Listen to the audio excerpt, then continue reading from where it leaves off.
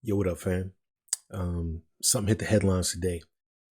Shout outs to my boy Stefano, one of my MIT homies over in Italy, for bringing this to my attention. But something hit the headlines today, and I wanted to bring it to everyone's attention because you need to know and understand that the 51% attack is real. Most people talk about it like it's some mythical creature like Sasquatch or the Yeti living somewhere in the Himalayas. People claim they've seen it or heard of it, but nobody's ever actually seen it, and there's never been any proof. Well, I'm here to tell you 51% attacks are real. So we're going to go ahead and chop it up. Rock with me.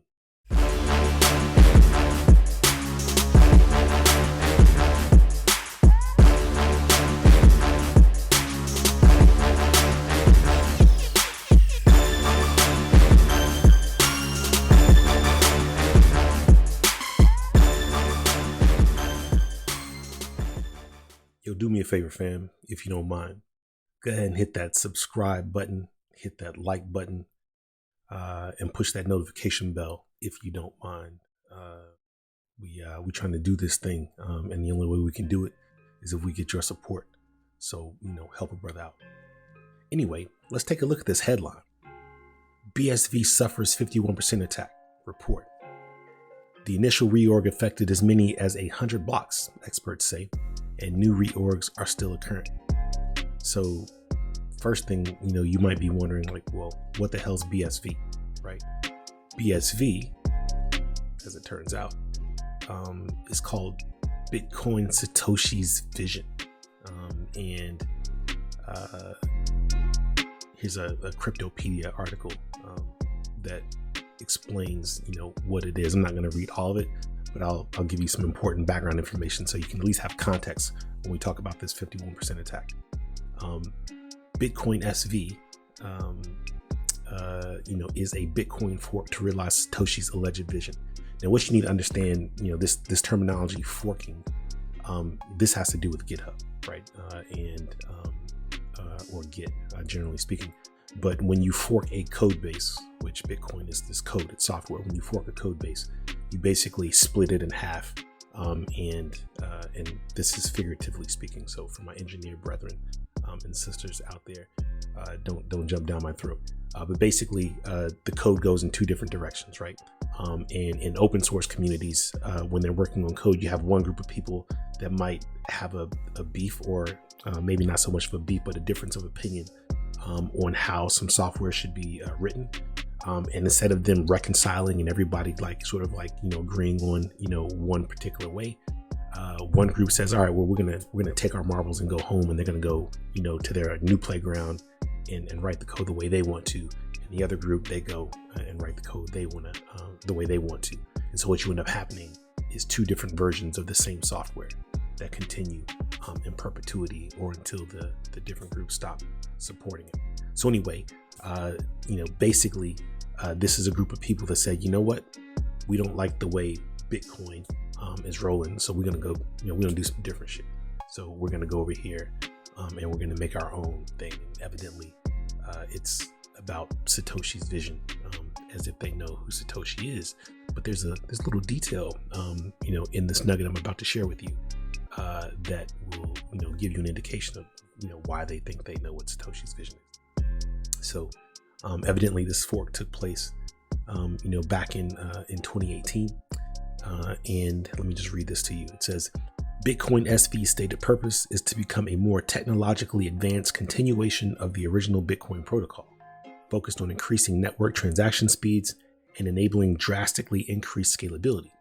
With this in mind, Bitcoin SV stands for Bitcoin Satoshi Vision, as the blockchain project and its cryptocurrency were intended to execute the vision of Bitcoin's pseudonymous founder, Satoshi Nakamoto. It's no coincidence that Craig Wright, the creator of Bitcoin SV, claims to be Satoshi Nakamoto himself. You see my face, dog? You see my face? I'm calling bullshit. Anyway, that's not the point. The point is to talk about this 51% attack on Bitcoin SV. I think I need to point out that it is tremendously difficult for any party group to get 51% of a market, and the hashing power of Bitcoin, for instance, that's a market, and they would be cornering the market, so to speak. And there's a history of markets being cornered on Wall Street and other markets, but you have to have a lot of resources to be able to do that, and that's why I said sometimes people speak of it as like this fictitious monster, that nobody's ever seen, right? However, in new currencies, right? Like, there are people who are starting new platforms and new currencies, new tokens all the time. When it's small, it's not worth that much. And when it's small, it's rather easy to sort of like corner that market.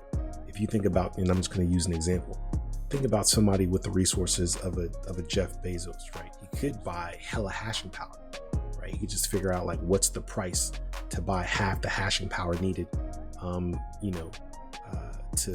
to support this token, or this coin, and just buy it.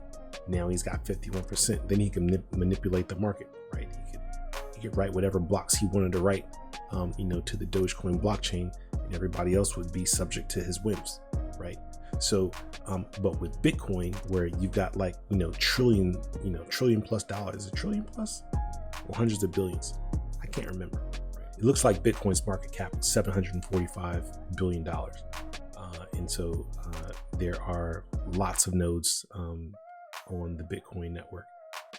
And it would take a lot of money and a lot of resources, a lot of time, energy, and effort,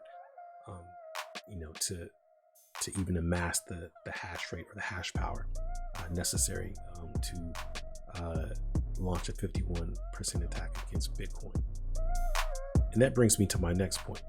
If it wasn't clear before when I talked about Bitcoin SV, and the fact that Bitcoin SV is a result of a hard fork, Bitcoin SV isn't even a hard fork of Bitcoin. Bitcoin SV is a hard fork of Bitcoin Cash, which itself was a hard fork from the Bitcoin that we all know and love. And so it's a derivative, and it's a, I would say, a minor derivative. Honestly, personally, from my perspective, I don't know who would even put their money in such a thing, but people have. So I probably shouldn't judge. Well, I can judge, but I just know that I wouldn't. Anyway, this would be Satoshi Nakamoto started Bitcoin SV, and evidently there aren't enough nodes in Bitcoin SV to prevent the 51% attack, because someone, and they don't know who it is yet, or some group of people have been able to amass 51% of the hashing power and launch this attack. And evidently, I think as I'm reading this wasn't even the first attack. There have been multiple attacks in June or July. So let me just like walk through this a little bit, and I'll give you perspective. So Bitcoin SV suffered a 51% attack Tuesday morning, according to an analyst from the crypto intelligence firm Coinmetrics. The attack is continuing into Wednesday, according to another security expert. Now, the way this article is written is basically a live stream, and they were updating every time something significant happened. So here at 11:45 a.m., quote, some serious hashing power, unquote, was unleashed on the network, tweeted Lucas Nuzzi, network data product manager at Coinmetrics. The attack is still underway as of 7:30 UTC on Wednesday. A Bitcoin security expert known for his investigation of the Mt. Gox attack, Kim Nielsen, said, the reorgs are continuing, and by now I've lost track of all the various chain tips, said Nielsen. And basically that means, based on the way the attack was happening, blocks on the blockchain were being reorganized, and there were different block links depending on where you looked, because they were looking at different nodes. So it was in complete disarray. The intelligence firm corroborated Newsy's report later on Tuesday, tweeting that its blockchain security monitoring tool, Ferrum, saw a 14-block reorg on the network. According to Nielsen, the first reorg on Tuesday was approximately 100 blocks deep. there are many transactions in a single block. And basically they were saying that 100 block deep reorg wiped out 570,000 transactions. Can you imagine? Let's say you were trading that day. Let's just say you bought, on the dip, or you were in a good position. Your transactions never happened. They're gone. So the money that you thought you had, gone. Now, if you lost money, and your transactions got wiped, that might not be a bad thing. But we can't operate like that. We can't operate in markets in which we, excuse me, pardon me. We can't operate in markets where we don't have confidence that our trades and the transactions that we executed aren't actually going to, be there. So, anyway, that's kind of that. They actually offer up like some evidence in this article from a couple of the analytics platforms, and you can basically see that if you look at block height, let's just look at 832, 698,832, for instance, on one analytics platform, you see that there were 22 transactions, in this block. And if you go look at the other analytics tool and you look at 832, you see that there were 1,441 transactions in this block. So obviously there's some funny business going on.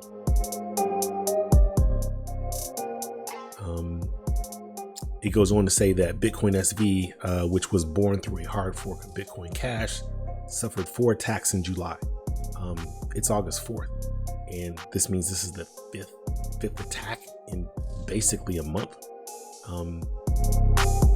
I imagine that people are going to start leaving Bitcoin SV, because it's clear that if you've got money in Bitcoin SV at this point, you're a sucker, because somebody's fleecing the entire thing. And that actually is evidenced by this. The BSV hash rate fell by almost 50% from Monday to Tuesday, according to BitInfo charts. But Newsy said that due to the confusion after the reorg, it's hard to estimate how much the hash rate has dropped.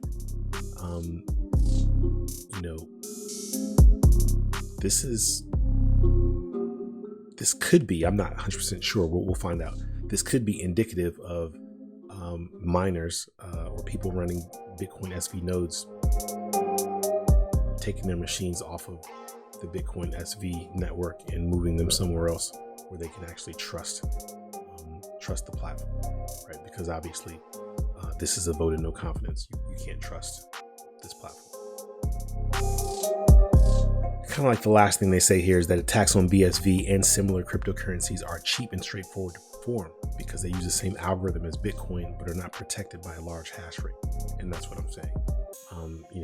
Bitcoin has such a large hash rate that it's very difficult for any party or group to launch a 51% attack.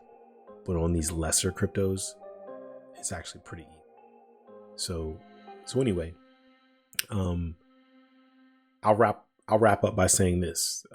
For those of you who are looking to get involved in crypto, and you feel like Bitcoin, or even Ethereum, they're just too large. You can't mine, because they're too large. You want to run a node and that sort of thing. It's all good, right? You got the right idea. If you get in sort of like at the ground level of any of these new platforms or new tokens or new cryptocurrencies, you might be able to run a node and actually earn some coin.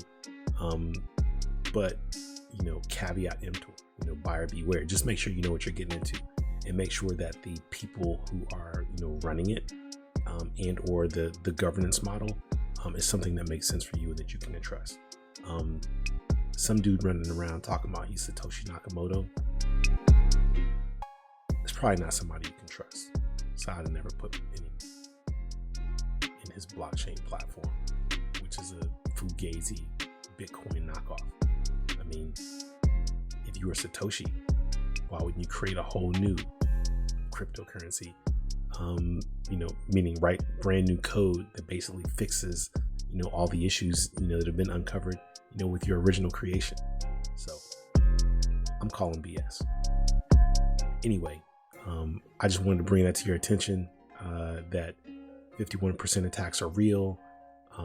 They're particularly real when it comes to these smaller, lesser cryptocurrencies, and protect yourself and beware.